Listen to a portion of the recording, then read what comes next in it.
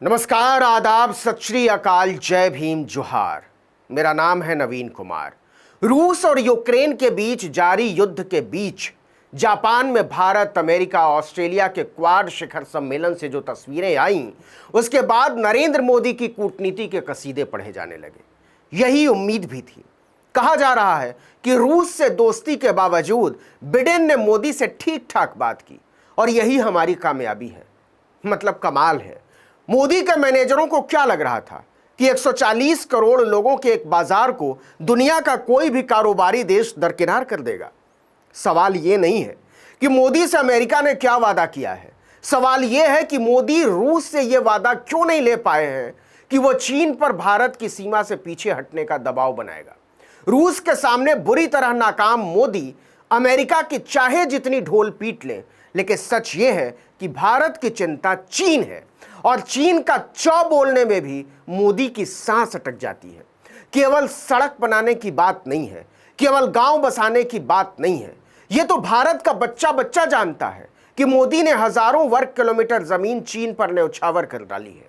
लेकिन इससे आगे की खबर यह है कि चीन, अक्साई चीन भी हमारे हाथ से लगभग छीन चुका है। बताते हैं कैसे। रक्षा मामलों की एक मशहूर अमेरिकी पत्रिका है द ड्राइव। इस पत्रिका ने 23 मई को एक लेख छापकर मोदी की विदेश और सामरिक नीति दोनों पर सवाल खड़े कर दिए हैं। इस लेख का शीर्षक ही है, चीन भारत सीमा विवाद बिना किसी आहट के बीजिंग की जीत में बदल गया है। इस लेख में द ड्राइव ने बाकायदा नक्शे के साथ बताया है कि कहां कहां चीन की टुकड़ी स्थायी तौर पर तैनात हो चुकी है और कैसे चीन अक्साई चीन के एक बड़े हिस्से पर मुकम्मल तौर पर कब्जा जमा चुका है, जहां से उसे हटाना अब लगभग नामुमकिन है। जापान में क्वाड की बैठक के बीच भारत की सबसे बड़ी चिंता यह होनी चाहिए कि ड्रैगन राक्षस की तरह हमारी जमीन निगलता जा रहा है। वह लद्दाख से लेकर दक्षिण चीन सागर तक को निगलने की फिराक में है। मोदी सरकार इस मुद्दे पर बात करने से भी भाग रही है, जबकि भारत और चीन के बीच मई 2020 में शुरू हुआ सीमा विवाद अभी तक जारी है और कई दौर की बातचीत के बाद भी इसका कोई हल निकलता नजर नहीं आ रहा। विशेषज्ञों का कहना है कि लद्दाख में चीन की नापाक चाल सफल हो गई है। चीन ने ताजा घुसपैठ से भारत के अक्साई चीन इलाके पर अपनी पकड़ को और ज्यादा मजबूत कर लिया है और बड़े पैमाने पर सेना और भारी हथियारों की तैनाती करके उसे एक किले में बदल डाला है। द ड्राइव की रिपोर्ट के मुताबिक लद्दाख की गैलवन घाटी में खूनी झड़प के बाद दोनों देशों की सेनाओं ने कई मोर्चों पर वापसी की, लेकिन 2 साल बाद की तस्वीर बताती है कि चीनी सेना ने भारतीय जमीन पर न केवल कब्जा कर रखा है, बल्कि वहां बाकायदा सैन्य कमान भी स्थापित कर डाले हैं। देखिए कि अक्साई चीन का ये 38,000 वर्ग किलोमीटर का इलाका पूरी तरह से बंजर है। यहां भयानक ठंड पड़ती है और ये रहने लायक नहीं है। बावजूद इसके चीन ने साल 1962 की लड़ाई में सबसे पहले इसी इलाके पर कब्जा करने की कोशिश की। इसके बाद से ही चीन और भारत दोनों अक्साई चीन पर अपने अधिकार के लिए लड़ते रहे हैं। 2020 में यह खूनी संघर्ष में बदल गया। भारत इससे सन्न रह गया था, लेकिन तमाम तीखी बयानबाजियों के बावजूद उसने हमेशा निर्णायक कदम उठाने से परहेज किया। चीन ने इसका फायदा उठाया। द ड्राइव ने अपनी ताजा रिपोर्ट में लिखा है कि चीन दौलत बेग ओल्डी तक नई सड़क बनाए जाने और जम्मू कश्मीर से अनुच्छेद 370 को खत्म किए जाने से भड़का हुआ है। गैलवन घाटी में झड़प के बाद तनाव घटाने के लिए दोनों देशों की सेनाएं पैंगोंग और कई दूसरे इलाकों से पीछे हटीं, लेकिन हकीकत में अभी भी हजारों की तादाद में सैनिक कुछ ही किलोमीटर की दूर पर तैनात हैं। चीन ने अक्साई चीन इलाके को प्रभावी तरीके से अपने नियंत्रण में ले लिया है और इसके चारों ओर बड़े पैमाने पर सेना तथा हथियारों की तैनाती कर डाली है। चीनी सैनिकों ने गैलवन घाटी में टेंट लगा डाले हैं और महत्वपूर्ण जगहों पर कब्जा कर लिया है। कई दौर की बातचीत के बाद चीन सिर्फ दिखाने को कुछ चौकियों से पीछे हटा है। दोनों देशों के बीच बातचीत कहने को जारी है, लेकिन भारत और चीन दोनों ने ही एलएसी के दोनों तरफ स्थायी ठिकाने बना लिए हैं। द ड्राइव ने लिखा है कि जिस तरह से चीन ने सैन्य तैयारी की है, उससे अब भारत के लिए अक्साई चीन पर फिर से कब्जा कर पाना बहुत ही मुश्किल होगा।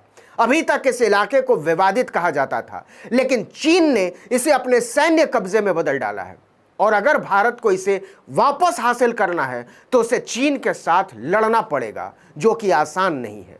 हालांकि भारत ने इलाके में राफेल फाइटर जेट और ड्रोन विमानों की तैनाती करके अपनी हवाई ताकत को थोड़ा बढ़ाया है। चीन की सीमा पर सैनिकों की तैनाती भी बढ़ाई है। भारत अक्साई चीन से सटे हुए अपने इलाके में मौजूद अपने एयरबेस को मजबूत कर रहा है। लेकिन बावजूद इसके सच ये है कि चीन की सैन्य तैयारी से वास्तविक नियंत्रण रेखा अब लगभग वास्तविक सीमा में बदल गई है। क्वाड सम्मेलन में बिडेन से भारत को चाहे जो मिला हो, हमें सबसे बड़ा सवाल यह है कि चीन की इस कब्जेदारी के खिलाफ लड़ने में अमेरिका भारत की क्या मदद करने वाला है और कैसे। सिर्फ हथियार बेच देने से कुछ नहीं होने वाला। इसे दोस्ती नहीं, लेन देन कहते हैं। क्वाड बैठक में अमेरिकी राष्ट्रपति जो बिडेन ने जो कहा है कि भारत अमेरिका के रिश्ते को वो धरती पर सबसे मजबूत बनाएंगे, इसका मतलब चीन के संदर्भ में क्या होगा। रूस ने इस पर फौरन भारत को झटका दे दिया।